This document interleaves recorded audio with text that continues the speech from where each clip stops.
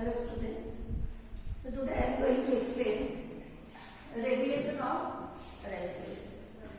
You know that the rate of respiration, so that can be controlled in the human body. And the brain, so that is the controlling center. Brain is controlling center for all organs. Brain can control heart, brain can control all the working system of the respiratory system. Brain can control the excretory system. So directly or indirectly, brain, so that is connected to all parts of the body, and it is giving the signal also to all parts of the body to function properly. Okay. So there is a particular center in the brain which is called rhythm center. And the rhythm center, so that is controlling the rhythm or the rate of breathing. Because depending on the demand of the body, you know that the rate of the breathing either it can be increased or it can be decreased. Like for example, suppose you take normal breathing. During normal breathing, the process, it is an involuntary process. Passively it is taking place. And there is no much effort we have to make. So that is an involuntary process. And a normal human being can breathe per minute 12 to 14. So once he will breathe, how much time in minute? So that is 5 seconds. And you know that respiration, so that is divided into two processes. One is inspiration, another is the expiration. So inspiration it takes 2 seconds and the expiration it takes 3 seconds. So altogether one breath is completed in 5 seconds. Okay. Now how the process that is controlled in the human body? There are two ways how the process is controlled. One is nervous control, another is the chemical control. And for the nervous control, the parts of the brain which are responsible, they are medulla and pons. Medulla, you know that, so that is also called as the small brain. It is the lowest part of the brain. So the nervous control, it is located in medulla, and there are 2 points. One is the dorsal respiratory center, another is the ventral respiratory center. Dorsal respiratory center, so that is located on the dorsal side of the medulla. And what is the function? It controls normal inspiration. Now in the normal way, the air we are inhaling, that is controlled by dorsal respiratory center. And the center which is located on the ventral side of the medulla, that is called ventral respiratory center, and it controls either inhalation or exhalation. So medulla and the pons, they are controlling, and this is called nervous control.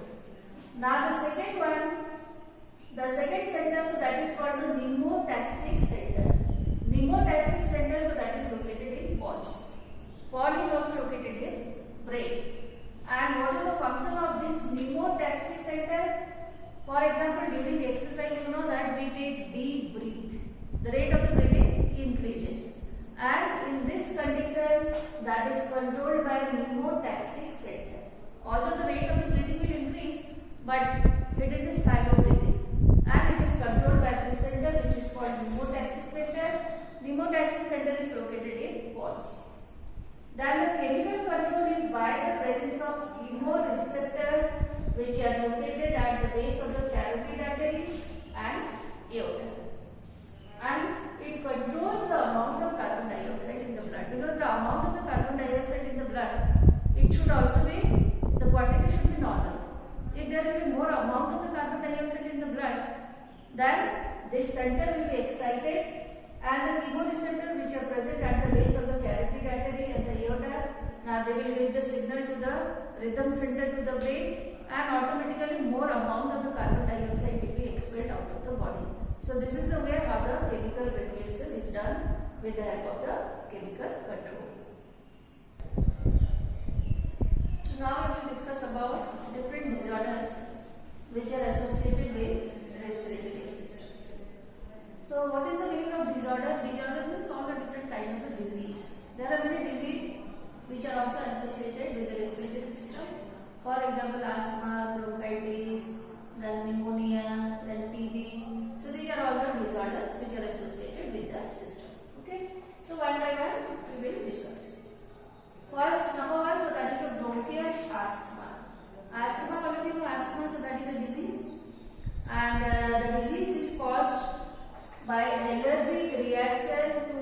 foreign bodies that affect respiratory system. Okay. So the foreign body means all the particles which are foreign to the human body. Like for example, pollen grains. They are present in the environment. So the pollen grain can be foreign body. For example, dust particle. It can be the foreign body. For example, the pathogen. It can be foreign body. Okay. Sometimes the body produce exaggerated immune response to foreign particles. The immune response, all of you know that all human beings or the individuals, we are having our own resistance or the immunity, and the immunity is due to WBC. But suppose there is exaggerated immune response, fast immune response due to the presence of some foreign particles, then that is called allergy. And all these particles which are responsible for this kind of a reaction, these are called allergy. Okay. So asthma, so that is an allergic reaction to foreign bodies. And what are the symptoms? Symptoms are coughing or the running nose and the running eyes. You can find out the water will come out from the nose, water will come out from the eyes. So these are all the symptoms of bronchial asthma. Then the next one, so that is emphysema. In emphysema, you can find out the area of alveoli will reduce, because alveoli, so that is the last part of the respiratory system. And alveoli, these are just like the balloon-like structure. What happens is the alveoli, so that is the actual place where there is exchange of the gas between alveoli and the blood vessels, blood capillaries. So in this disorder, the area of the alveoli that is covered by many compounds, like for example nicotine. Nicotine is produced mainly in case of the cigarette smoking. So when the nicotine is deposited in the inner side of the alveoli, now this area, it cannot exchange gas. So when the area is reduced, then automatically you can find out there is problem in breathing. So that is called emphysema. Then occupational disorders, respiratory disorders, they are associated with any particular occupation. Like for example, suppose you take the stone crushers. All workers who are working in the stone crushers, now they are the stone which are grinded. You can find out fine particles of the stones floating here. These particles, the size, so that is about 2 micron, and these particles, they cannot settle on the ground, so they float in the atmosphere or in the environment. So during the process of the inhalation, these particles will enter inside the respiratory system and will deposit in different part of the system. So that is called occupational respiratory disorder, and the particles can be either gas or asbestos or the silica or the carbon particles or the stone particles. Okay. Then the next disorder, so that is bronchitis. Bronchitis means inflammation of bronchi, because the last, the trachea, so that is divided into 2 branches. These are called bronchi or bronchus. If there is inflammation in bronchi, then the diameter will reduce, and when the diameter will be narrow, automatically breathing problem will start.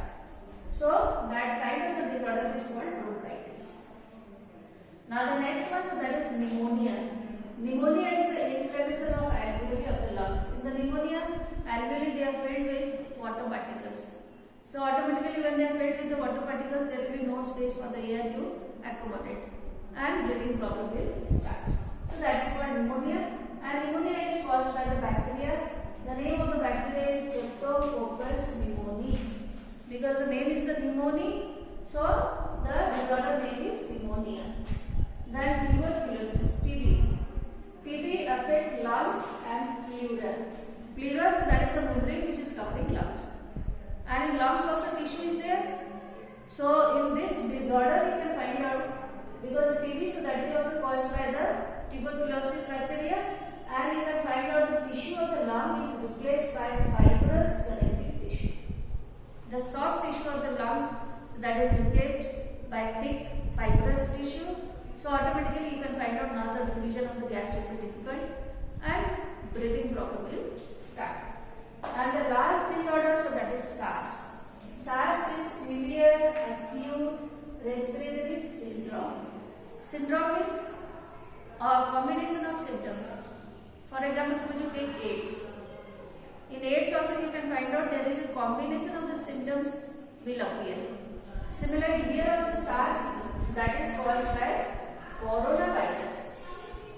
Okay, the virus which caused influenza, a mutant variety was produced. So that virus was called the SARS virus, and this disease is called severe acute respiratory syndrome.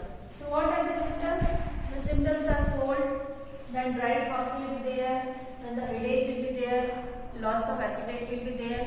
So these are all the different kind of the symptoms which will appear in SARS. So this is the end of the chapter 17.